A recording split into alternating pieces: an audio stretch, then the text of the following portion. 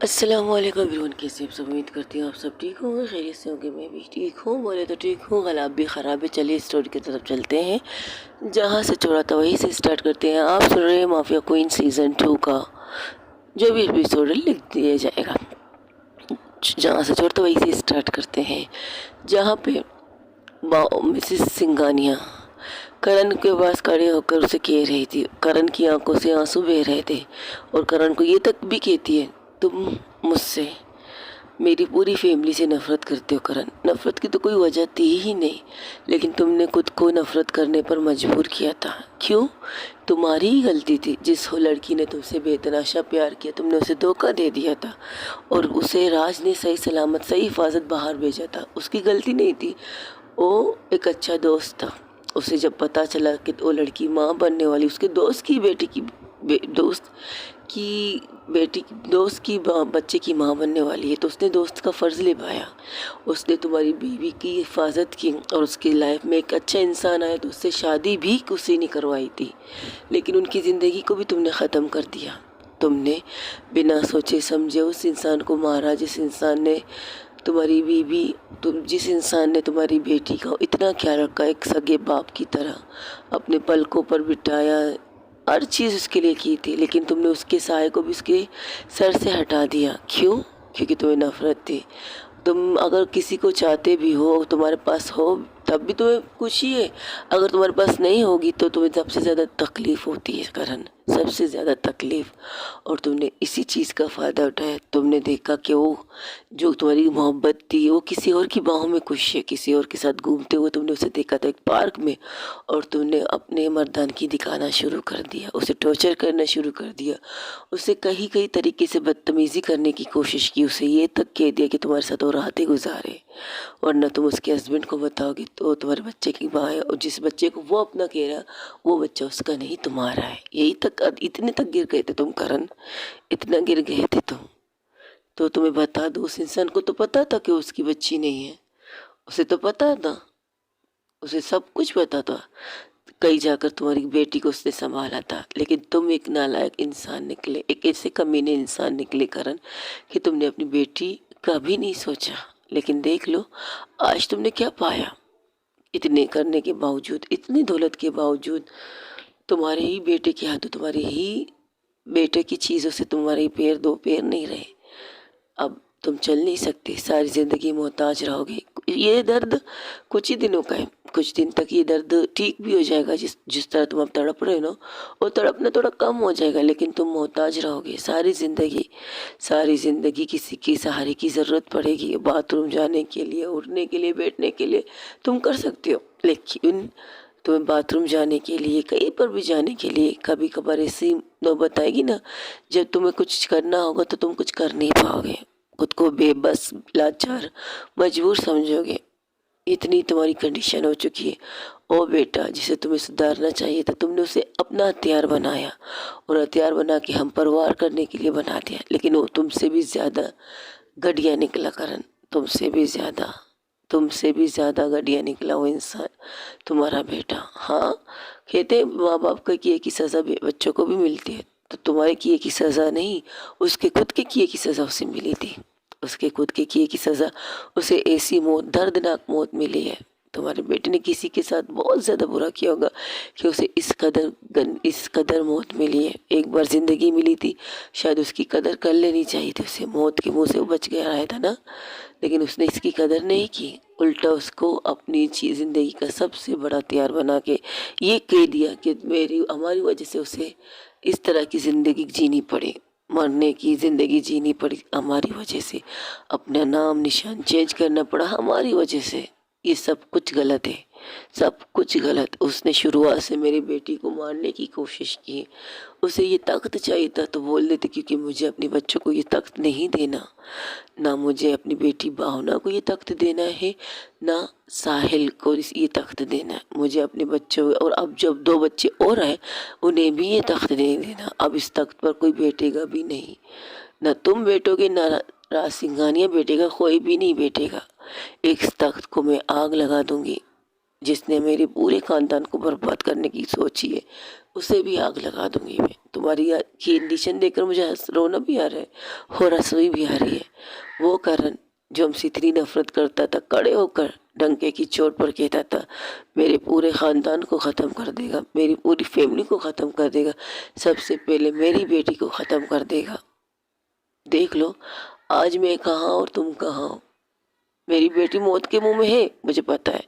वो बचेगी तो मेरी है, नहीं बचेगी तो ऊपर वाले की है। लेकिन इस बात की खुशी है कि उसने अपनी पूरी फैमिली की हिफाजत की, पूरी फैमिली को बचा के रखा था उसने। खुद को पर्दे में रख कर भी उसने हमारी हिफाजत की है, खुद को अंधेरे में रख कर भी उसने हमारी हिफाजत की है। और इस बात की खुशी है मुझे।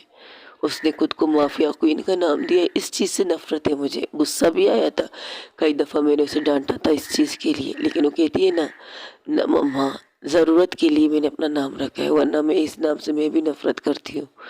मुझे भी ये नाम सूट नहीं करता, लेकिन आप इस नाम की वजह से मैं आपकी हिफाजत कर पा रही है, मुझे करना है। मुझे अपनी फैमिली की हिफाजत इस नाम से करना है तो मैं करूँगी, माफिया क्वीन के नाम से मुझे कोई इतराज़ नहीं। ये कहती थी मेरी बेटी। और देखो तुम्हारी नफरत की है, और जो सामने खड़ी है तुम्हारी बेटी हूबहू मेरी बेटी की तरह दिखती है, हूबहू। हाँ बस आंखों का फ़र्क है, आंखों का। उसकी आंखें डार्क ब्लैक है और मेरी बेटी की आंखें बहुत खूबसूरत नीली आंखें हैं। उसकी आंखें बहुत खूबसूरत है मेरी बेटी की भावना की, उसकी नीली और इसकी डार्क आंख, ब्लैक आंख। वो अक्सर कभी कही जाती थी ना तो अपनी जगह पर अपनी इस बहन को रख देती थी। उसे सब पता था उसके बारे में, एवरीथिंग, उसकी दोस्त कौन है, वो करती क्या है, सब कुछ, एवरीथिंग, सब कुछ पता था।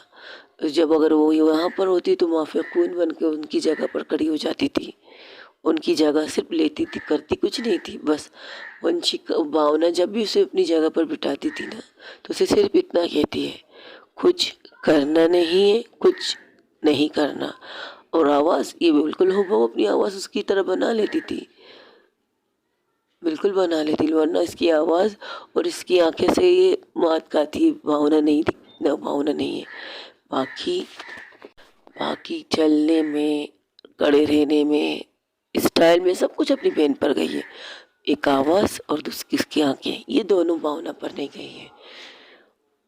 देख लो वो रोने लगता है और उसे वहाँ से छोड़ के वो बाहर निकलती है जहाँ पर डॉक्टर से समझा रही थी तुम्हें ये करना है, मैं देखो करना है। तब वहाँ पर आती है, मैं बात करूँ अपनी बेटी से। तो मामा को जब वो मुस्कान मिसिस सिंघानी को देखती है, भागकर उनके कस के गले लगाती है।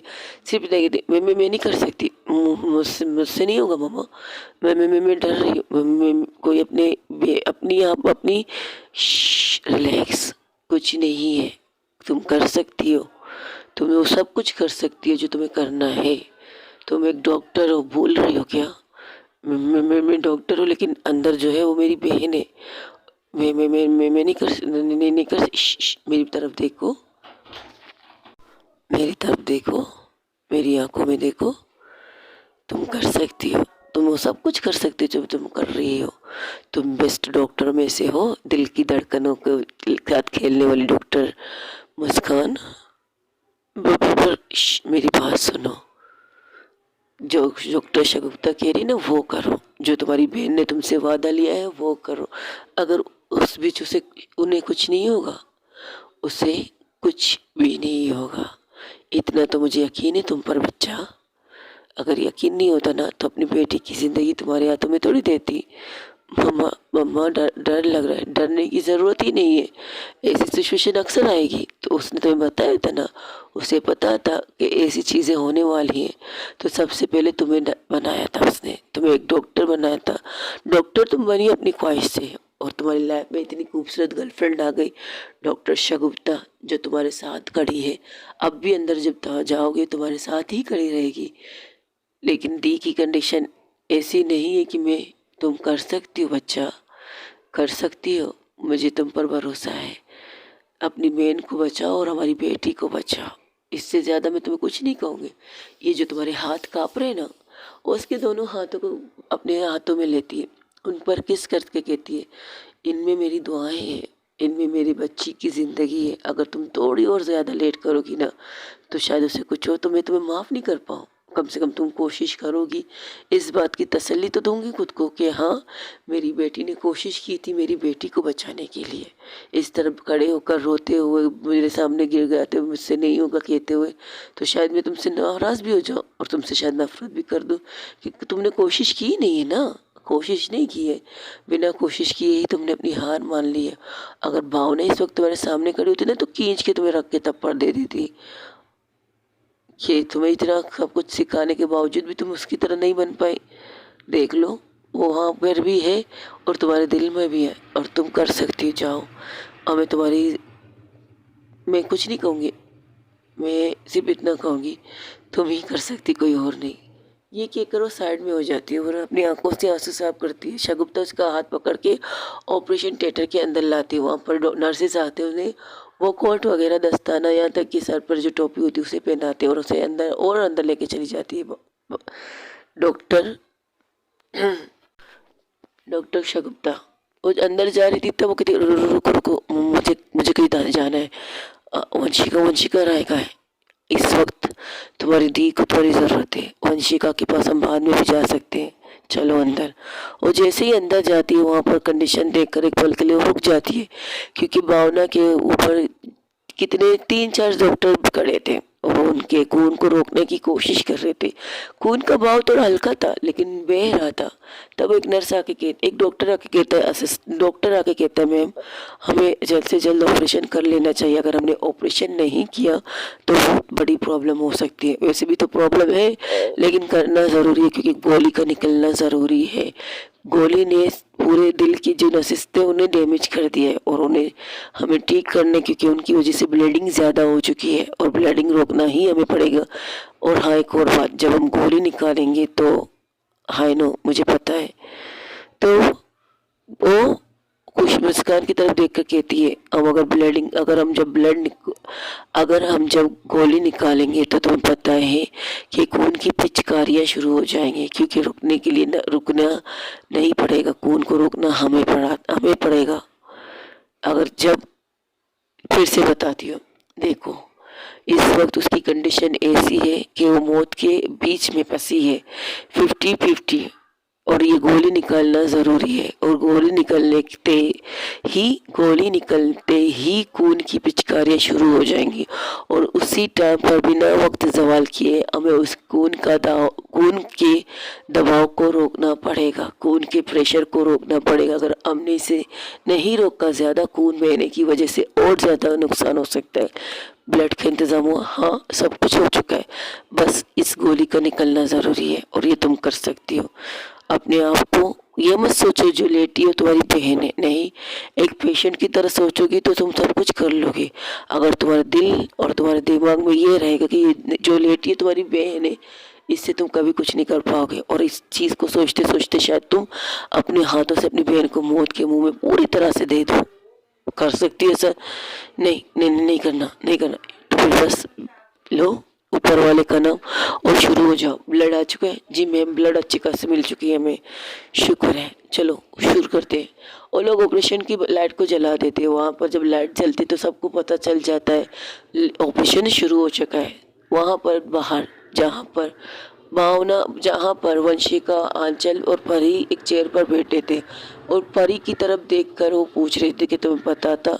तो वो बताती नहीं, दोस्ती का पहला उसूल उसने यही रखा था, अगर मुझे उससे दोस्ती करनी है तो मुझे उसके बारे में कुछ भी पता नहीं रखना, कुछ भी नहीं तो कुछ भी नहीं। वो कहाँ जा रही है, कहाँ से आ रही है, अक्सर हम जाते हैं एक साथ है, हम कहीं पर भी जाते हैं, हर जगह हम एक साथ जाते हैं, लेकिन एक टाइम ऐसा आता है जब वो सिर्फ अकेले जाती है। और मैंने कभी पूछा भी नहीं है और कभी रातों रात आती नहीं थी, तब भी मैंने उससे पूछा नहीं, क्योंकि उसने उसूलन मुझसे अच्छी तरह से दोस्ती निभाई। उसने कभी मुझसे गलत काम नहीं करवाया, कभी भी नहीं। उसने, अगर वो अंडरवर्ल्ड डॉन की बेटी थी ना, माफिया क्वीन थी, तो आज तक मैं कह सकती हूँ, मैं लिख के दे सकती हूँ आपको, कि आज तक उसने कभी भी मेरा इस्तेमाल नहीं किया, किसी चीज़ के लिए भी नहीं। और हाँ, उन्होंने कभी गलत काम किया भी नहीं है, न कभी किसी के साथ ड्रग्स की डील की है, ना कुछ भी नहीं किया है। एक दफ़ा जब मैं उसके कमरे में गई थी तो एक फ़ाइल मुझे मिली थी, वो फाइल मैंने पढ़ी थी, मैं शॉक हो गई थी। मैंने कहा ये फाइल इसी के पास कैसे? फिर मैंने सोचा शायद कुछ गड़बड़ होगी, तभी दरवाजे के बाद डोर नॉक हुआ। डोर जैसे ही नॉक हुआ तो देखा एक लड़का खड़ा था। वो कह रहा था उनकी एक फ़ाइल है जो मिस भावना के साथ चेंज हो गई है। तो मैंने उस लड़के को घूर के देखा, मुझे डर भी लग रहा था क्योंकि उस फाइल में एक डील क्या लिखा था, एक ऐसी डील का जो यहाँ से कुछ चीज़ें दूसरी जगह सिटी पर ट्रांसफ़र करने वाले। तो मैं तो डर गई। तो पता है मैंने क्या किया, जब वो लड़का आया तो मैंने डरते डरते वो फाइल उसे दी और उसकी फाइल मैंने ले ली। तो उसने कहा तो आप में से किसी ने ये फाइल पढ़ी है? तो मैंने कहा नहीं। मैंने अपने अंदर डर को काबू करके कहा था नहीं मैंने नहीं पढ़ी है। ठीक है, थैंक यू सो मच ना पढ़ने के लिए। ये कहकर वो वहाँ लड़का वहाँ से चला जाता है। लेकिन 10-15 मिनट बाद भावना आती है। भावना को मैं बताती हूँ कि ये इस फाइल में इसी से, तभी उसी वक्त वो फ़ोन लगाती है पुलिस स्टेशन पे मेरे आंखों के सामने और उन्हें फ़ोन करके सारी चीज़ें बताती। बस इतना कहती है कि हमारा नाम नहीं आना चाहिए, आपको जो करना है कीजिए। और शायद आपको याद हो गई, वो रेड भी आप ही ने किया था मिस वंशिका राय। आपका नाम नहीं आया था, आपकी तस्वीर नहीं आती, लेकिन सिर्फ आपका नाम ही आया था। वंशिका राय ने एक बहुत बड़े डील को अपने वहाँ पर छापा मार के एक बहुत बड़े डील को रोका था, याद है आपको? तकरीबन ये बात 2003 की है। वो याद करते कहती हाँ हमें एक कॉल आया था और इस कॉल के बाद ही हमने इतनी बड़ी रेड की थी, इतनी बड़ी रेड जहाँ से ड्रग्स के साथ साथ गन वगैरह मिली, लड़कियाँ मिली थी। और हम उन लोगों को शुक्रिया अदा करना चाहते थे जिन लोगों ने सही समय पर हमें ये इन्फॉर्मेशन दी थी। तो वो थी भावना, उसने आपको ये इन्फॉर्मेशन, मैं तो डर गई थी, मैंने उससे मना भी किया था नहीं नहीं नहीं, अगर उन्हें पता चल गया, उनको कुछ भी पता चल गया तो सिर्फ उसने ये कहा तो हमें यहाँ से भागना पड़ेगा। सिंपल सी बात है। हम अक्सर कभी कभी ऐसे कांड करते तो हम उस इलाके को, उस जगह को छोड़ के चले जाते और हमने वही किया। उसी दिन उसी एक ही घंटे के अंदर जब आपको कॉल किया था उसके बाद ही भावना ने सिर्फ इतना कहा था अपना समेटो और भागने की तैयारी करो, यहाँ से सब कुछ हमें मिटा के जाना है, हमारी एक भी उंगली की निशान नहीं रहना चाहिए यहाँ पर, फिंगरप्रिंट्स बिल्कुल भी नहीं। मैं ये थी इसका क्या होगा, इससे ये होगा पागल है लड़की। अगर कोई पुलिस वाला आया, किसी ने हम पर डाउट किया, हमारी उंगली के निशान लेके चली गई तो फिर हम क्या करेंगे? वो तो हमें ढूंढ लेंगे। साथ में जिनका हमने नुकसान करवाया ना, वो लोग ढोल बारात के साथ हमें ढूंढने लग जाएंगे, समझी? तब हम वहाँ से निकलते थे और मुझे नहीं पता था उस घर की फिंगरप्रिंट कैसे जाते थे, लेकिन जाते थे वहाँ पर आपको हमारे बारे में कुछ भी नहीं मिलता था, कुछ भी नहीं, ज़ीरो, बिल्कुल ज़ीरो। हाँ कभी कभार ऐसा होता था, मैं उससे पूछती थी हम इस तरह भागते क्यों हैं? तो कहती है ना मज़ा आता है भागने में। मेरी मोम कहती है तुम भागा करो। तो कभी आप उसकी मोम से मिले? देखा जाए तो नहीं, रूबरू तो मैंने उनकी मोम से कभी नहीं मिली, लेकिन हाँ अक्सर फ़ोन पे वो मुझसे बात करवाती थी अपनी मोम की। और उनकी मोम बहुत अच्छी बातें करती थी, उनकी तरफ से खाना हमारे लिए आता था, चीज़ें हमारे लिए आती थी, हम बहुत खुश होते थे। एक दफ़ा तो मैंने उससे कहा था यार तुम्हारी मोम को देखना है। तो पता है उसने क्या कहा था? हाँ देखना है। एक दिन इसी तरह टीवी चल रही थी, वहाँ पर राज सिंघानिया और उनकी मिसेस दिखाई दी जा रही थी। तो मजाक मजाक में कहा था, हम इसी तरह लंच कर रहे थे एक दूसरे के सामने बैठ के, यार तुम अपनी मम्मा से फ़ोन पर बात तो करवाती हो, तो तुम अपनी मम्मा से कभी तो हमें मिला, मम्मा से मिलना है। और सामने टीवी में देखो वो है मेरी मोम और वो है मेरे डैड। तो जैसे मैं पलट के देखा तो वहाँ पर राज सिंघानिया और उनकी मिसेस नीलम सिंघानिया कर शायद कोई कॉन्फ्रेंस कर रहे थे किसी चीज़ के बारे में।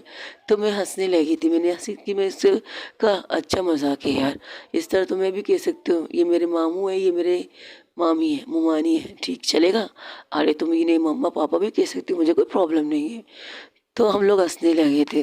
तब मुझे यकीन नहीं था कि जिस इंसान से वो मुझे मिला रही वो रियली में उसके मोम डैड है। हम लोग मजाक मस्ती में इसमें मैंने उसने नहीं, मैंने मजाक मस्ती में ये चीज़ लिया था और मैंने कभी गौर नहीं किया था। नहीं, वो अपने डैड से कभी बात नहीं करती थी, लेकिन अक्सर माँ से मिलने जाती थी, एक टाइम रखती थी। तो मैं उसे कहती थी यार मुझे भी तो ले चल। तो कहती है मोम अभी नहीं चाहती है कि तुम्हें वहाँ पर उनसे मिलाने ले जाओ, लेकिन जिस दिन तुम मिलोगी ना उस दिन तुम्हारे लिए बहुत बड़ा सरप्राइज़ होगा, ये कहती थी। और ये सरप्राइज़ मुझे पसंद नहीं आ रहा। इस सरप्राइज़ में मुझे आंटी से नहीं मिलना था, वो मौत के मुंह में और सामने उसकी पूरी फैमिली खड़ी है और मैं उसके पास नहीं जा रही हूँ। वो उसने कभी गलत काम किया ही नहीं, उसने कभी भी गलत काम नहीं किया है। उसने लोगों की मदद की है, अक्सर उसने मदद की है मेरे साथ, जलकर अनाथ आश्रम जाकर, कई बार भी एनजीओ वगैरह में जाकर। जब भी कोई ऐसी चीज़ होती थी वो मुझसे छुपाती थी, लेकिन कभी उसने मुझसे नुकसान नहीं कर पहुंचाया, कभी मुझसे कोई गलत काम किया नहीं है। अक्सर हम लोग शहर बदलते थे, जगह बदलते थे, सिटी बदलते थे, यहाँ तक कि हम मुल्क भी बदलते लगे थे। लेकिन सिर्फ एक दफ़ा हमने आइस ऑफ सिटी गए थे, इनके बाहर के मुल्क में गए थे, शायद किसी काम के लिए वो गई थी। फिर हम लोग वापस आ गए। मैंने उससे कहा था यार वो शहर तो अच्छा था, वो मुल्क भी अच्छा था, हम वहाँ रह रहे थे। तो कहती नहीं, वहाँ पर हमें बिल्कुल नहीं रहना, हमें इतनी लग्जरी लाइफ नहीं गुजारनी है बच्चा, हमें एक नॉर्मल सी सीधी सादी लाइफ गुजारनी है, जहाँ बसों के धक्के हों, जहाँ रश्कों के शोर हो, जहाँ बाइक की टैक्सी वगैरह की झनकार हो। ये चीज़ें वो कहती थी मुझे। और अक्सर हम जब भी कहीं जाते थे आते थे ना, या तो हम बस में जाते थे या ऑटो में जाते थे, कुछ और। लेकिन कभी कभार हमें कहती थी यार बाइक भी तो ले सकते। तो मेरी ज़िद की वजह से हम लोग बाइक लेते थे, हम लोग अच्छी खासी लाइफ गुजार रहे थे। और हाँ, हम स्टूडेंट, पढ़ने वाले स्टूडेंट, हमें टीचर बना दिया गया था। हम मैंने इस कदर से सुनाया, कम वक्त हमें पढ़ना है और हमें टीचर क्यों बनाए। तो वो कहने लगे चलो अच्छा, इस बात की खुशी में हम लोग पढ़ाई कर रहे हैं। जिनको स्टूडेंट इनके, जब फर्स्ट टाइम मैंने आप दोनों को देखा था, आपको और आंचल को देखा था, तो मुझे ऐसा लगा कमाल है। मुझे लगता है कि हमारी मिसिंग इस चीज़ पे हुई है, हमें आपकी जगह पर होना चाहिए था और आपको हमारी जगह पर होना चाहिए था। यानी कि टीचर आप लोगों को होना चाहिए था, स्टूडेंट मैंने तो उसे बताया भी था, कहीं गलती से हमने इनकी कागज़ तो बदली नहीं कर दिए, लेकिन नाम तो नहीं, तस्वीर भी हमारी अलग अलग है। फिर हम कैसे कर सकते ये गड़बड़ कैसे कर सकते, मैंने इससे पूछा था। तो वो हंसने लगती थी। तो तुम लोग कौन सी पढ़ाई कर रहे थे? अब ये बात तो छोड़ ही दीजिए, अब आप लोग पढ़ रहे हो और आप लोगों का लास्ट एग्ज़ाम भी आने वाला है, उस पर फोकस कीजिए। तो आंचल के चेहरे पर एक स्माइल आती, लेकिन वंशिका कुछ नहीं करती, वो सिर्फ सोच रही थी, देख रही थी अंधेरे में कुछ। तो आंचल पर ही उसका हाथ पकड़ के उस पास घुटनों में बैठ जाती है। मुझे नहीं पता कि मैं आपसे क्या कहूँ, मुझे नहीं पता कि मैं क्यों कहूँ, लेकिन एक बात कहूँ आपसे, उसने शुरू से आपसे कहा था मुझसे प्यार मत करो, मेरे साथ रिश्ते में मत आओ। कहा था ना आपसे, आपके साथ वो रात गुजारी थी, आप दोनों ने गुजारी थी, फर्स्ट नाइट जो आपकी उस होटल उस क्लब में हुई थी। उसके बाद उसकी कंडीशन आपने देखी थी, क्योंकि आज तक कभी उसने किसी के साथ ड्रिंक तो क्या किसी भी चीज़ को छुआ नहीं है। हाँ, स्मोकिंग करती थी, थोड़ी थोड़ी, ज़्यादा नहीं। लेकिन जिस दिन उसने आपको स्मोकिंग करते हुए देखा था ना, उस दिन से बाद उसने स्मोकिंग को छोड़ दिया। उसने कहा मैं भी पीती हूँ, मेरी गर्लफ्रेंड भी पिएगी, ये तो थोड़ी चलेगा। उसने ये कहा नहीं, लेकिन उसकी आंखों में वही साफ साफ दिखा था। और जब भी आपको देखती थी ना वंशिका जी, वो आपके अंदर, आपके उस अंदर समाना चाहती थी, आपको प्यार करना चाहती थी। लेकिन हाँ, कोई चीज़ उसे रोकता था। जब जब वो चुपके से आपको देखती थी, इस बालकनी से, अपने घर के बालकनी से देखती थी, तो मैं उसे पकड़ लेती थी। मैं कहती क्या देखती? तो कहती कुछ नहीं, बच्चे नीचे खेल रहे हो देख रही। तो अब मैं देखती थी तो आप नहीं नजर आते हो, वहाँ पर कोई बच्चा नजर नहीं आता। फिर मैं उसे मजाक में कहती थी हाँ, आजकल बच्चे बहुत खूबसूरत हो रहे, खास करके ब्लैक कपड़ों में, पिंक कपड़ों में और लाइट ब्लू कपड़ों में और ज़्यादा खूबसूरत होते। वैसे ये बच्चे आजकल पैंट शर्ट कुछ ज़्यादा ही पहनते हैं। तो उसने कहा नहीं, तो उसने तो शलवार कमीज पहनी बच्ची ने। तो मैं उसे पकड़ लेती, मैं कहती थी हाँ, नीचे तो सिर्फ बच्ची दिख रही है, बच्चे तो नहीं दिख रहे। तो मैं हंस के वहाँ से निकल जाती थी। जब आप वहाँ पर गार्डन एरिया में बैठती, किसी सोच में, गहरी सोच में होती हो, तो बालकनी से वो तो आपको देखती है, आपको देखकर खुश होती थी, बहुत ज़्यादा खुश होती थी आपको देखकर। जब आप शलवार कमीज पहन के बैठी होती थी, पिंक कलर कह सकते हो, राइट ब्लू कलर कह सकते हो। और तो बस मैंने मजाक में कह दिया था बच्चे पैंट शर्ट आजकल ज़्यादा पहनते, तो उसके मुंह से ये सुनना चाहती थी नहीं, उसने तो शलवार कमीज पहनी है। और उसने कहा भी था वही। ऐसा कई दफ़ा हो जाता था। तब मैं उससे एक दिन ऐसे ही थे, बैठे थे, तो उसे बता क्यों नहीं देती इससे प्यार करती? मैं किससे प्यार करती हूँ? मैं किसी से प्यार नहीं करती। देख, तेरी आंखों में साफ साफ दिखता है कि तू किसी से प्यार करती, बेतनाशा करती है। तो बोल देना कि खुद को इस कदर लटका के रखा है। मैं प्यार नहीं करती। अच्छा, तो उसे देखती क्यों? उसे चुप के देखती क्यों? उसे सज़ा क्यों देती हो? उसे सज़ा देने के बाद तुम खुद की कंडीशन ऐसे क्यों करती हो जैसे कि तुमने सबसे बड़ी गलती कर दी उसे सज़ा देती हुए? मैंने कुछ गलत नहीं किया, उसे सज़ा इसलिए मिलती कि वो गलतियाँ करती है। तो करने दो, गलती तो सारे स्टूडेंट करते हैं जैसे कि हम करते थे, याद है ना? तुम अब क्या करना चाहती हो मुझे समझ में नहीं आ रहा। जाओ यहाँ से। कब तक भागोगे? कब तक अपनी मोहब्बत को एक्सेप्ट नहीं कर पाओगे? जिस दिन मैंने मोहब्बत को एक्सेप्ट कर लिया ना, तो मैं तुम्हें सिर्फ इतना कहूँगी, तो मेरी मोहब्बत चाह कर भी मुझसे दूर नहीं जा पाएगी, याद रखना इस बात को। ये कहकर वो वहाँ से चली जाती। अब मुझे पता चला था वो क्यों मोहब्बत से भागती थी, क्यों मोहब्बत होते हुए भी मोहब्बत को मोहब्बत नहीं कहती थी, क्यों अपने प्यार को इजहार नहीं करती थी। क्योंकि उसके रास्ते की सबसे बड़ी रुकावट उसकी पहचान थी। अंडरवर्ल्ड की बेटी, माफिया क्वीन भावना सिंघानिया, यही पहचान थी उसकी। और इस वजह से उसने रोका था खुद को। शायद अब भी रोकती, जिस दिन आपने उसे इजहार ना किया होता, जिस दिन आपने उसे प्यार का मतलब ना समझाया होता। उसने आपसे कहा भी था उससे दूर रहिए, उसके बारे में आपको कुछ नहीं पता। तो आपने भी कहा था कि आपको भी उसके बारे में कुछ नहीं पता और उसे भी आपके बारे में कुछ नहीं पता। फिर आज क्यों? आज आपकी मोहब्बत इतनी कमज़ोर पड़ गई है कि वो मौत के मुंह में तड़प रही है, और आप यहाँ बैठ के सोच में पड़ गए कि आप माफिया क्वीन से प्यार करती हैं या नहीं। ये तो गलत बात है ना। आपने उससे प्यार तब किया था जब उसकी पहचान के बारे में आपको पता नहीं था। और अब भी आप इसी चीज़ पर फोकस कीजिए ना। इस तरह करने से आप मोहब्बत को बदनाम कर देंगे। आपकी मोहब्बत थी, उसने जब आपको पता चला कि आप एक आईपीएस ऑफिसर हैं, उसने कितनी सारा आपको सपोर्ट किया, ये जानते हुए भी। कल को जब आपको पता चलेगा एक माफिया क्वीन है, वो एक अंडरवर्ल्ड डॉन की बेटी है, आपके साथ, आप उसके साथ क्या करेंगी? शायद आप उसे जेल में भी भेज दें, शायद उसे सज़ा भी दिलवा दें, लेकिन फिर भी उसने आपको छोड़ा नहीं, आपके पास रही, आपके प्यार का एहसास दिलाती है कि हाँ, मैं आपसे बहुत प्यार करती हूँ, मैं तुमसे बहुत प्यार करती हूँ वंशिका, तुम्हारे अलावा मेरे कुछ नहीं। मैंने तुमसे पहले ही कहा था कि मैं तुमसे प्यार करती, तुम्हारे साथ ही रहूँगी। जब कोई भी मुसीबत, कोई भी परेशानी है, कुछ भी तुम्हें बाद में पता चले, तब भी मैं तुमसे उतना ही प्यार करूँगी जितना प्यार मैं करती हूँ। शायद उससे कहीं ज़्यादा मैं तुमसे प्यार करने लगूँ। लेकिन जिस दिन तुम्हें मेरे बारे में पता चलेगा, उस दिन तुम क्या करोगी ये मैं देखना चाहूँगी। मैंने तुम्हारे बारे में जानकर सब कुछ किया। वंशिका उस फ्लैशबैक में जाती है जब भावना उससे कह रही थी, मेरा एक सवाल है, आप जो सोच रही हो उससे पहले सोचिएगा, फिर मैं सवाल का जवाब दूंगी। सब कुछ उसे वही चीज़ें याद आती जो उसने वंशिका के साथ वक्त गुजारा। वंशिका को हर बात याद आता थी, ये जो भावना के साथ उसने की थी, उसके बातें, उसकी चीज़ें। उसने कभी झूठ बोला ही नहीं है, अपने रिश्ते से लेकर अपनी सच्चाई से लेकर सब कुछ उसे बताया। बस एक पहचान छुपा के उसने हर दफ़ा प्यार से उसे यही कहा है कि तुम मेरे बारे में से कुछ नहीं जानती, लेकिन जब बाद में जानोगी तो मुझसे नफ़रत मत करना, मेरी मोहब्बत से भागना मत, क्योंकि मैं तुम्हें अपनी मोहब्बत से भागने भी नहीं दूंगी और खुद से नफ़रत करने भी नहीं दूंगी। क्या कभी वंशिका भावना ने उस लड़की को भावना बना के मेरे पास भेजा है? ये बात तो मैं भी नहीं कह सकती कि हाँ या ना। ये बात तो वंशिका जी, सॉरी वंशिका, ये बात सिर्फ भावना तुम्हें कह सकती है, या वो लड़की जो इस वक्त ऑपरेशन थिएटर में ऑपरेशन कर रही है। क्या मतलब? ये देखिए मैसेज, मैं ऑपरेशन कर रही हूँ, प्लीज़ वंशिका को अंदर लाइएगा।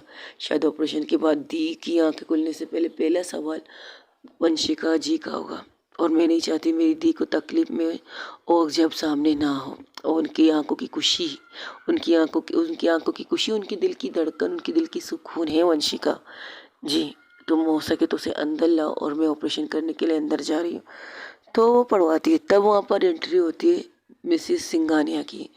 मिसिस सिंघानिया को देखकर आंचल खड़ी हो जाती है, क्योंकि परी नहीं देख पाती कि पीछे कौन है, क्योंकि उसने हाथ पकड़े थे और घुटनों में केवल बैठ के वंशिका से बातें कर रही थी। जब आंचल को देखती है खड़ी होते हुए, तो पलट के देखती, तो देखती है मिसिस सिंघानिया को, वो भी खड़ी हो जाती है। जब वो खड़ी होती है, मिसिस सिंघानिया आते ही उसके चेहरे को पकड़ के उसके माथे पर प्यार करके सिर्फ इतना कहती है, कैसी हो परी, बच्चा ठीक हो?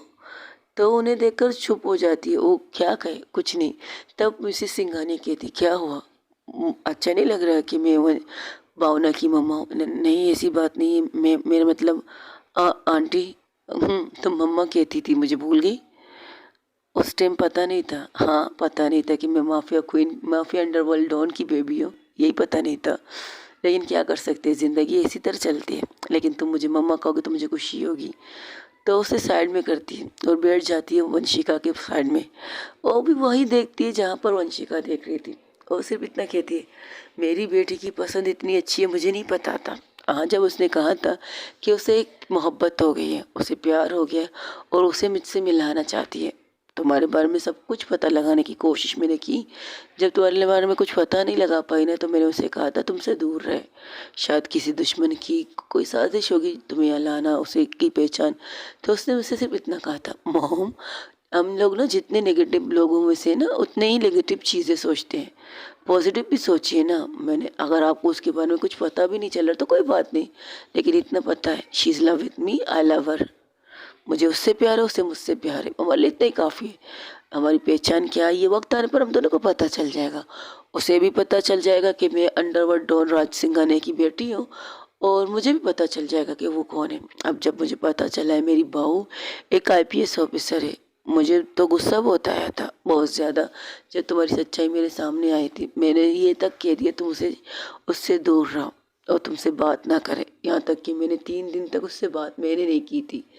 उसने सिर्फ इतना कहकर मुझे फ़ोन पर किया था, आपको तो खुश होना चाहिए कि हम जैसे चोरों के बीच में एक ईमानदार पुलिस वाली आ रही है, और हम लोग को सुधारने के लिए शायद ऊपर वाले ने ही हमारे पास उसे भेजा है। आप क्या नेगेटिव सासू माँ बन के बैठी हैं? नहीं, इस लड़की से दूर रहो, इससे बात मत करो। अक्सर हमारी बात इस लड़ाई, जब से हमें ये पता चला है कि तुम एक माफिया क्वीन, जब से मुझे ये पता चला है कि तुम एक आईपीएस ऑफिसर हो, तब से मैंने अपनी बेटी को तुमसे दूर रखने की कोशिश करने के लिए की थी। एक दिन तो वो तुमसे बिल्कुल दूर हो गई थी, लेकिन उस दिन मैंने उसकी कंडीशन देखी थी। इसके बाद मैंने फिर कभी उससे ये नहीं कहा कि वो तुमसे दूर रहे।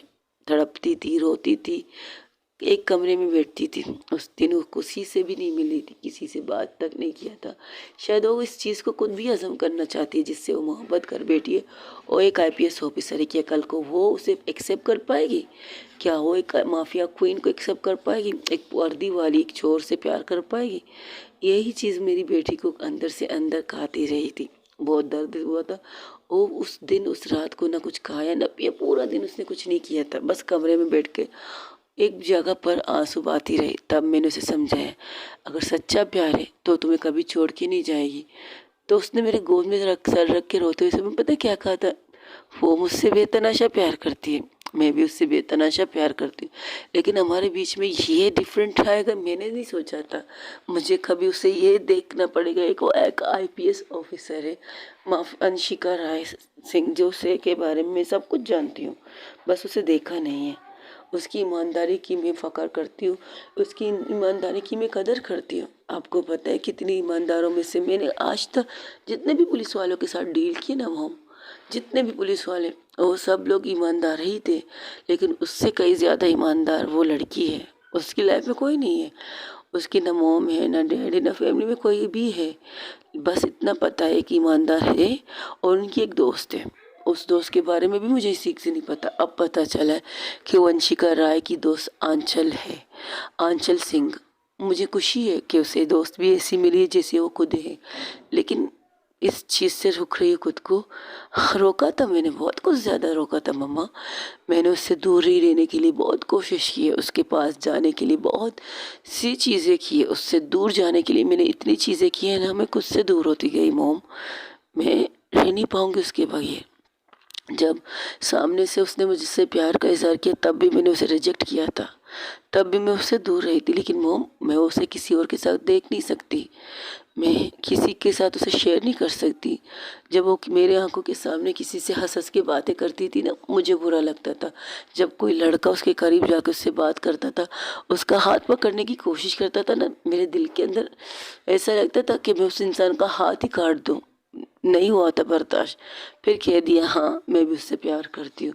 और जानबूझ के ऐसी हरकतें कर रही थी वो, मुझे खुद से दूर करके। मैंने उससे जब उससे कहा मैं उससे दूर रहना चाहती हूँ, तब उसने दूसरों लोगों से दोस्ती करना शुरू कर दिया।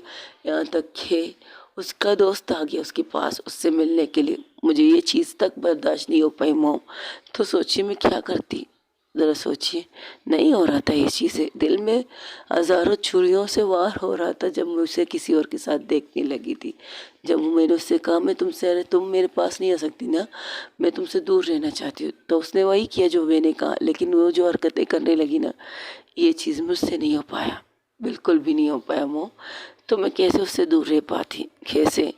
मैंने अगर फर्स्ट टाइम किसी के साथ सब कुछ किया वो वही है, ये जब जानने के बाद तब मैं कैसे दूर रह सकती उसके साथ मोम, बताइए। अब जब इतनी बड़ी बात मुझे पता चली है, मुझे ये भी चीज़ नहीं रोक पा रही है। मुझे ये चीज़ भी उससे दूर नहीं कर पा रही है कि वो एक माफिया क्वीन है। सॉरी, वो एक आईपीएस ऑफिसर है। हाँ, एक दिन के लिए मैं खुद को कमज़ोर पड़ रही हूँ, लेकिन मेरी मोहब्बत मुझे ताकत दे रही है। मेरी मोहब्बत मुझे ये कह रही है, मैंने तो तुमसे कहा था, लेकिन मैं उसकी तरह सोच रही हूँ ना। उसे एक पुलिस वाले रूप में मुझे पसंद है, लेकिन जब उसे ये पता चलेगा मैं माफिया क्वीन हूँ, मैं अंडरवर्ल्ड डॉन राज सिंघानिया की इकलौती बेटी हूँ जो अब नहीं रहूँगी। इसके बाद मेरे शायद कुछ और भाई बहन आ जाएं, लड़की आए लड़का है, मुझे कोई प्रॉब्लम नहीं है, लेकिन अभी तो फ़िलहाल मैं ही इकलौती बेटी राज सिंघानिया की हूँ। तो जब उसे पता चलेगा कि वो मुझसे नफ़रत करेगी मोम, क्या मेरी शक्ल तक नहीं देखेगी। अगर उसने ऐसा कुछ किया ना मोम, मैं तो मर ही जाऊँगी। मैं बेतहाशा प्यार करने लगी हूँ उससे। खुद को ख़त्म करके, खुद को मिटा के मैंने इस सफ़र पे कदम रखा है मोम, और अब इस सफ़र में मेरी मौत और ज़िंदगी नहीं खड़ी हो चुकी है। मैं उसे बताऊंगी ज़रूर, लेकिन अभी नहीं, जब तक मेरा मिशन कंप्लीट नहीं होगा। आपको पता है, जब जब मैं उससे मिलती ना माफिया क्वीन बन के, उसका एक ही सवाल, तुम्हारा चेहरा कब देखूंगी। और मैंने खुद से उससे वादा किया कि उससे पहले सब दुनिया, कोई भी है, कैसे भी हो, लेकिन सबसे पहले चेहरा वो मेरा देखेगी। मैं खुद उससे अपने हाथों से अपना चेहरा उसे दिखाऊंगी। लेकिन जब मैं ये करूंगी ना, मेरे ये हाथ कांपेंगे, वो बहुत कांपेंगे। मेरे हाथ में कपकपाहट होगी, मेरे दिल में दर्द होगा, दर्द के साथ आंसू होंगे जो शायद मेरे चेहरे पर बयान भी करेंगे मेरे दर्द को। लेकिन मेरे दर्द में ये सिर्फ उसके चेहरे की, उसकी आंखों की चमक और उसके चेहरे का एक्सप्रेशन होगा। वो देखते हुए भी मैं डरूंगी ज़रूर, लेकिन वादा जो किया है ना वो पूरा ज़रूर करूँगी। और आप अच्छी तरह जानते कि अब आपकी बेटी भावना राज सिंघानिया कभी अपना वादा तोड़ती नहीं है। जब से मैंने आपसे वादा किया मैं दुनिया की नज़र में कभी भी नहीं आऊँगी, तो आज तक नहीं आई हूँ और आगे भी नहीं आऊँगी जब तक आप नहीं चाहेंगी। लेकिन उसके सामने मुझे आना है और उससे जो वादा किया वो निभाना है। जब तक मैं अपनी उस मिशन को कंप्लीट ना कर दूँ, मैं उस नैतिक को उस जगह से बाहर ना निकालूं जिस जगह वो छुप के बैठा है।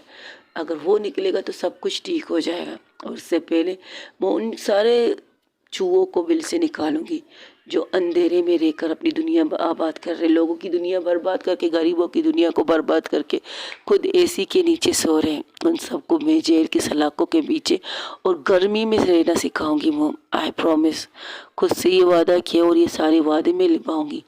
और इसके बाद जो मेरी मोहब्बत कहेगी वो भी मैं करूँगी, लेकिन शायद मेरी ज़िंदगी ख़त्म हो जाए तब। ऐसे मत कहो बच्चा, खुशी। तब उसकी माँ उसका तरफ देख के कहती है, तुम बहुत खूबसूरत हो वंशिका, बहुत ज़्यादा। तुम इतनी खूबसूरत हो मैं बयान नहीं कर सकती। अगर अपनी बेटी की नज़रों से देखो तो तुम उसके लिए कीमती तोहफा हो ऊपर वाले की तरफ से। वो तुमसे बेतनाशा प्यार करती है। तो मेरा जो फैसला है तुम करो, मुझे कोई इतराज़ नहीं, क्योंकि हमारी बेटी ने कहा था वो तुम्हारे साथ जोर ज़बरदस्ती नहीं करेगी। अगर तुम्हें उससे नफ़रत है तो नफ़रत करो, अगर तुम्हें उससे प्यार है तो उससे प्यार करो। लेकिन एक बात याद रखो, इस बात को सोच कर अगर तुम ये चीज़ें छोड़ोगी ना कि एक माफिया क्वीन है, तो तुम्हारी सबसे बड़ी गलती है। उसने कभी भी ये दो राह चुना नहीं है।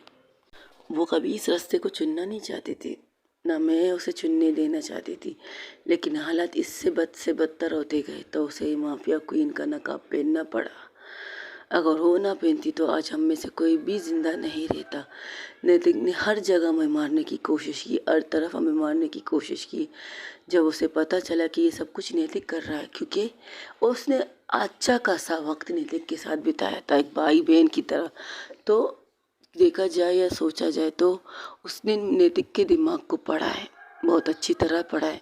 और जिस तरह से सोचती ना उससे कई ज़्यादा तेज सोचती है मेरी बेटी भावना, बहुत ज़्यादा सोचती है।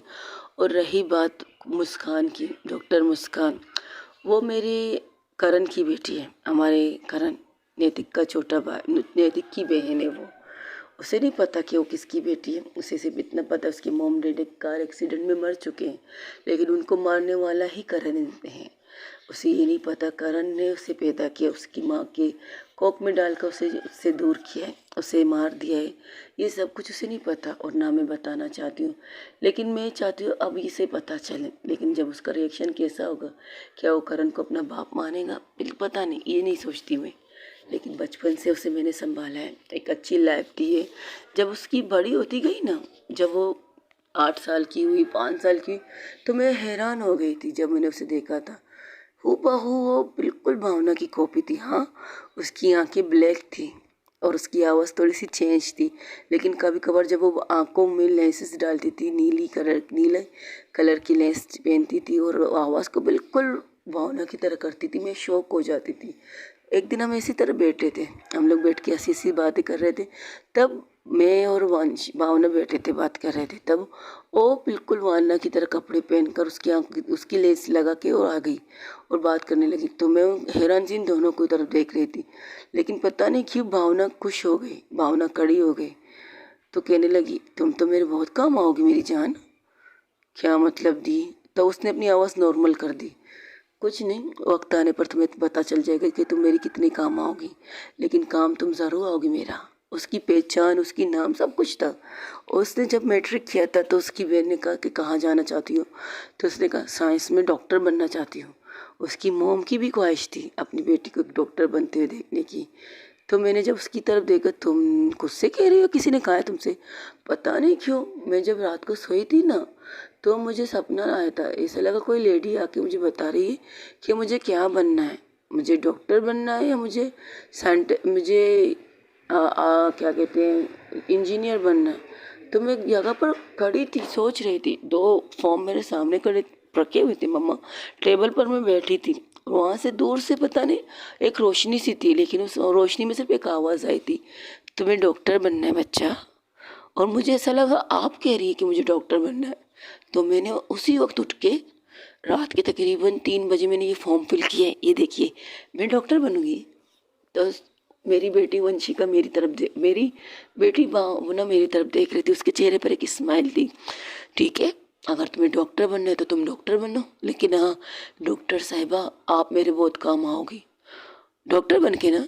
नहीं, डॉक्टर बनने से पहले बहुत काम आओगी मेरे, ये कहा था उसने उससे।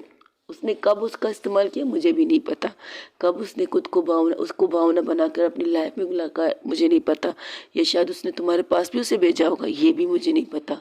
लेकिन इतना पता है वो अपनी लिमिट जानती है, अपनी मर्यादा, अपनी चीज़ें जानती है। और इतना यकीन से कह सकती हूँ, मेरी बच्चे किसी की खुशियाँ, किसी की फीलिंग को हर्ट नहीं कर सकती, खास करके मुस्कान। अगर कभी वो भावना बन के तुम्हारे सामने आई होगी हो ना, तो तुम्हारे साथ एहतराम से कुछ किया होगा, कुछ किया नहीं। अगर कुछ ना किया होगा तो तुमसे दूरी तो ज़रूर बना के रखेगी, क्योंकि उसे भी पता है कि तुम उसकी बहन की क्या हो, उसकी बहन की ज़िंदगी बन चुकी हो।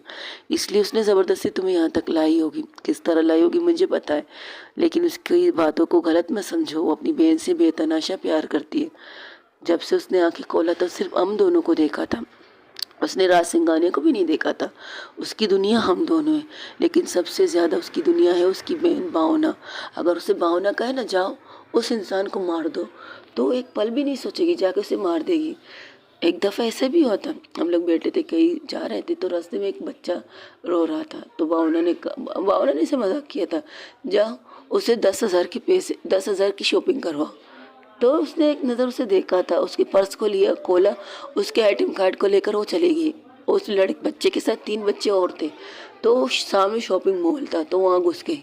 तो सबको शॉपिंग करवा दी। वहाँ हम बैठे थे गाड़ी में, तो हम हंस रहे थे। तो कहने लगी, ये देखिए पागल लड़की, मैंने कह दिया, वो जाके करने लगी मोम, ये तो मुझे बर्बाद कर देगी। तो जब उसके पास मैसेज आ रहे थे,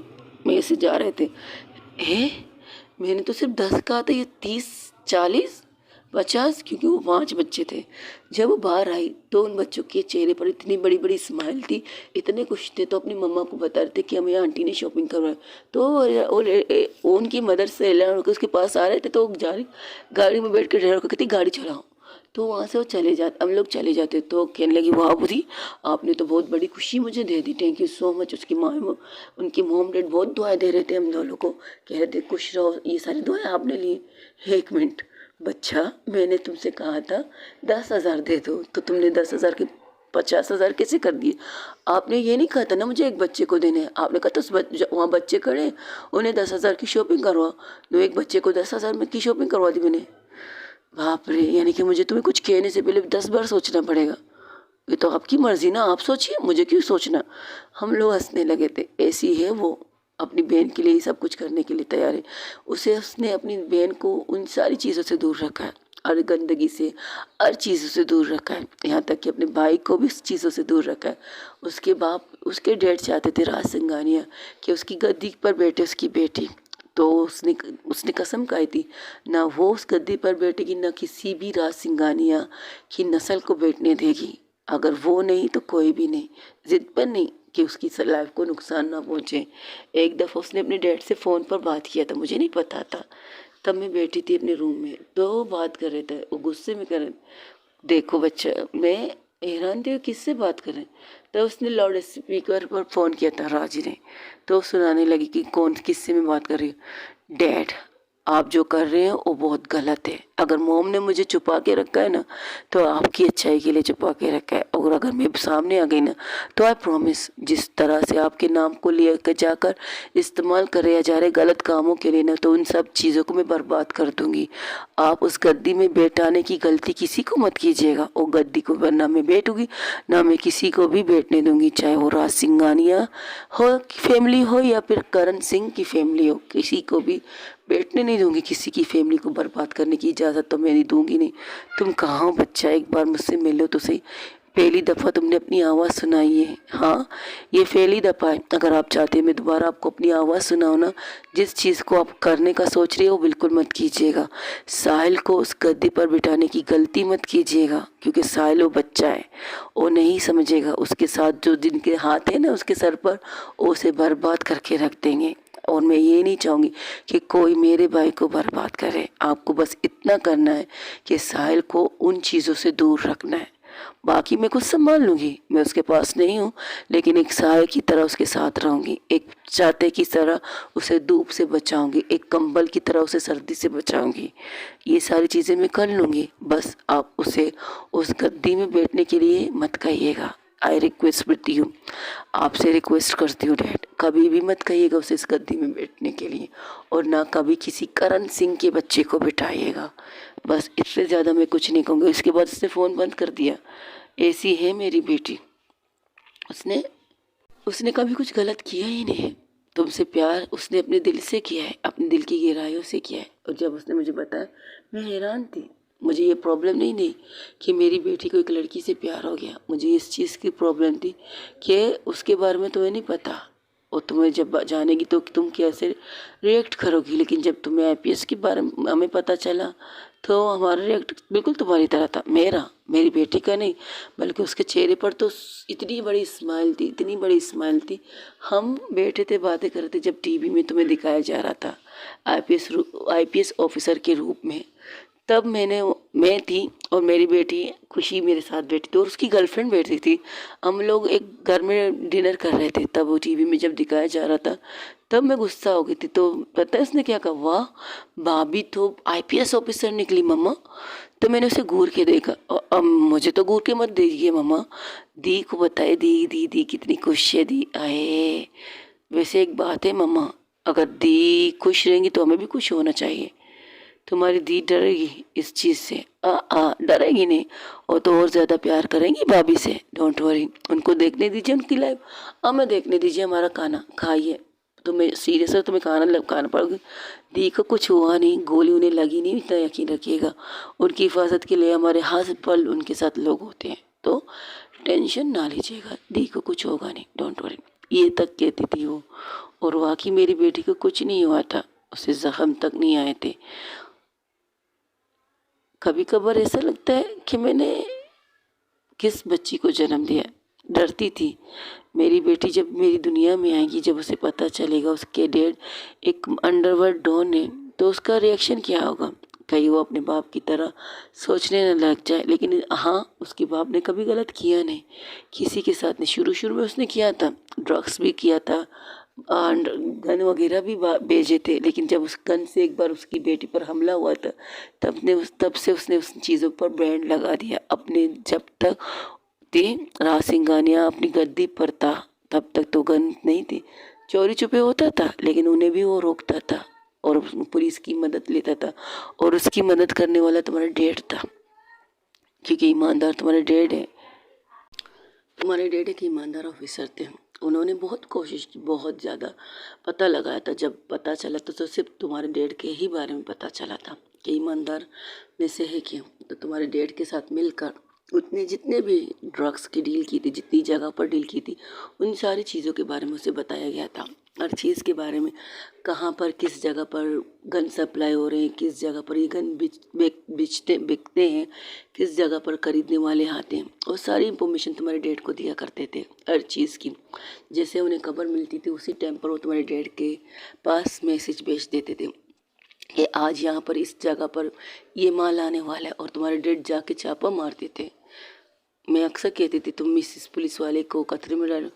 तो उसने तुम पता है तुम्हारे डैड राज ने क्या कहा था मुझसे? मैंने पहले उससे बात की है, मैंने कहा था इसमें खतरा है, तो उसने पता है क्या कहा? उसे खतरे से खेलने की आदत है और वो खतरे से खेलेगा। तो उसने तुम्हारे और तुम्हारे मोम के बारे में बात की थी। तुम्हारी एक बीबी है, एक बच्चा है। हाँ, मेरी बीबी को भी पता है कि मैं किस तरह का इंसान हूँ, और मेरी बेटी को भी पता है। और कल को मैं अपनी बेटी को अपनी जगह पर रख के सोचता हूँ, अगर आज मैं अपने लिए कुछ करूँगा ना, तो कल को मेरी बेटी को इस चीज़ पर फ़ख्र होगा।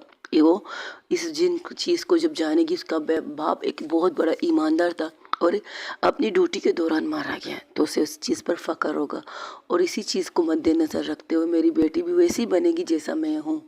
जिस तरह आज तक मैंने अपनी वर्दी पर एक दाग नहीं लगने दिया ना, तो मेरी बेटी भी मैं अपनी वर्दी पर एक दाग नहीं लगने देगी। इसका मिसाल कायम करके मैं मरना चाहता हूँ। इसके बाद जिस तरह से तुम्हारे डैड ने काम किया तुम्हारे राज के साथ मिलकर, मैं भी हैरान थी। ऐसी सी जगह पर छापा मारा था जहाँ राज भी डरता था, और उसको सेफ्टी के लिए अपने कुछ लोगों को उसके साथ भेजता भी था चुपके से।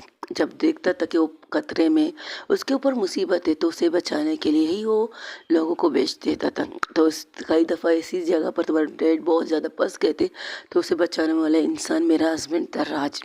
भावना के फादर थे, भावना के पापा थे, उन्हें हर जगह सेफ रखते थे। मैं ये चीज़ तुम्हें इसलिए नहीं बता रही हूँ कि तुम्हें इस चीज़ से अच्छा पता लगी कि मेरे हस्बैंड गलत इंसान नहीं थे। एक टाइम पर थे, इसके बाद वो नहीं थे। जिस दिन उसने अपनी बेटी को गोद में लिया था ना फर्स्ट टाइम, उस दिन से उसने ये फैसला किया था कि अब वो कोई भी गलत काम नहीं करेगा, कोई भी। हाँ, उसने ड्रग्स डील की थी, घरों की सप्लाई की थी, गोल्ड की सप्लाई की थी, लेकिन मौतों की, जैसे कि बम वगैरह, इन चीज़ों की कभी सप्लाई नहीं की थी। और ना कभी उन्होंने लड़कियों की सप्लाई की थी, कभी भी नहीं। लेकिन उनके नाम को लेकर इस्तेमाल किया ज़रूर गया था। वही दूसरी तरफ जहाँ पर भावना का ऑपरेशन हो रहा था, जैसे ही गोली निकालती है खुशी उसके दिल से, उस गोली निकालने के बाद जो ब्लडिंग स्टार्ट होती है, तो डॉक्टर शगुफ्ता अपने दोनों हाथों को उसके दिल पर दबाव डालती कि कहीं ब्लड ज़्यादा ना बहे।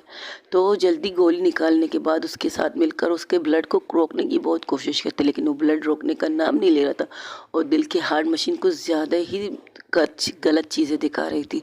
तो एक नज़र वो शगुफ्ता को देखती है, दूसरी नज़र अपनी बहन को देखती है, और जल्द से जल्द और कोशिश करती, तकरीबन 1 घंटे तक उसके दिल के ब्लड को रोकने की कोशिश किया जाता है। बहुत ही मुश्किल से तकरीबन 2 घंटे बाद उसके दिल की ब्लड को रोक दिया जाता है, लेकिन उसके दिल की धड़कन की मशीन थोड़ी सी चीज़ें अजीब दिखा रही थी। और ये देखने के बाद वो डर जाती है और झुकती है अपनी दी के कानों के पास, कहती, दी दी दी दी, मुझे पता है आप हमें सुन रही हैं, आपको पता है आप सुन रही हैं ना। मैं प्लीज़ दी, प्लीज़ इस तरह मत कीजिए दी, आपको जो चाहिए वो आपको मिलेगा। आपको वंशिका जी चाहिए ना, मैं लाऊंगी ना उन्हें आपके पास, आप टेंशन क्यों ले रही है, वो यहीं पर है, बाहर है, आपके पास है। तो जब ये कह रही थी तो दिल की मशीन नॉर्मल हो रही थी, तो उसके चेहरे पर जो स्माइल आती है ना, वो डॉक्टर शगुफ्ता को देखती है। इन्हें हमारी नहीं, वंशिका की ज़रूरत है, और वंशिका को लाना ही पड़ेगा। सबसे पहले इन्हें चेक करो, फिर बाहर निकलते हैं। हाँ, 12 घंटे बहुत ज़्यादा इम्पोर्टेंट है हमारे लिए। इन 12 घंटों को अगर हम गिनती में लाएं तो 12 घंटे, अगर दोबारा 12 घंटे मिलाएंगे तो 24 घंटे। इन 24 घंटों के अंदर दी को होश आना ज़रूरी है, और अगर नहीं आई तो इन्हें कुछ भी नहीं होना चाहिए, कुछ भी नहीं। दी, आपका ऑपरेशन मैंने किया है, आपकी इस बहन ने किया है, इस तरह तो मुझे नाकाम मत बनाइएगा। मैं खुद को एक बेस्ट डॉक्टर कहती हूँ, मुझे कई डॉक्टर बेस्ट डॉक्टर के अवार्ड मिले हैं थी। इस इस तरह तो मत कीजिएगा ना मेरे साथ। अगर आपको कुछ हुआ ना, आई प्रॉमिस मैं अपनी सारी डिग्री जला दूंगी। मैं अपने आप को डॉक्टर भी नहीं कहूँगी। मेरी डॉक्टर बनने की ज़िंदगी आपके लिए है।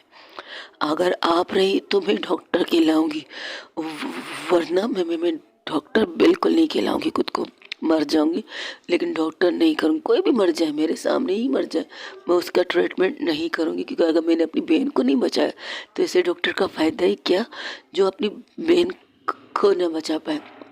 मैं ये दाग लेकर जी नहीं सकती दी, बिल्कुल भी नहीं जी सकती। मैंने कोशिश किया है, अपना 100% आपको दिया है, तो आप भी अपना 100% मुझे दीजिए ना।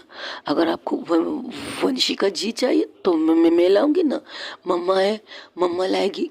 पापा है, पापा लाएंगे। हम सब उन्हें लाएंगे आपके पास, क्योंकि हमें पता है आपके दिल की धड़कन बन चुकी है वो। अगर आप जीना है तो आपको उनके साथ जीना है। हम आपको जीते हुए देखना चाहते हैं। आपको कुछ नहीं होगा दी, कुछ भी नहीं होगा, आई प्रॉमिस। वो वहीं पर रहते हैं, तकरीबन 1 घंटे तक उस ऑपरेशन थिएटर में रहते हैं। फिर 3 घंटे की बहुत ही ज़्यादा मेहनत करने ऑपरेशन के बाद उन्हें बाहर निकलते हैं। वो यहाँ वहाँ देखते, उसे अपनी मम्मा नज़र नहीं आती, तो वो बाहर निकलने ही नहीं लगती। तब डॉक्टर शगुप्ता कहती है कहाँ जा रही है? मम्मा, मम्मा को ढूंढने। पहले अपने हाथ वगैरह साफ करो और इन कपड़ों को चेंज करो, फिर मम्मा के पास जाना। बट मम्मा डोंट वरी, बाहर गार्डन एरिया में पता करवाए और वंशिका जी के साथ है। हाँ हाँ, तो ठीक है, मम्मा समझा लेंगी। अगर मम्मा नहीं तो मैं समझा लूँगी। और मैं अगर उन्हें गलत तरीके से भी समझाना पड़े तो ऐसा कुछ नहीं करना है, वरना तुम्हारी दी तुमसे नाराज़ हो जाएगी। हाँ पता है मुझे। ओके गाइज, आज के लिए इतना ही। हो सके तो मेरे चैनल को लाइक शेयर कमेंट सब्सक्राइब में ज़रूर बताइएगा कि आप लोगों को मेरी स्टोरी कैसी लगी।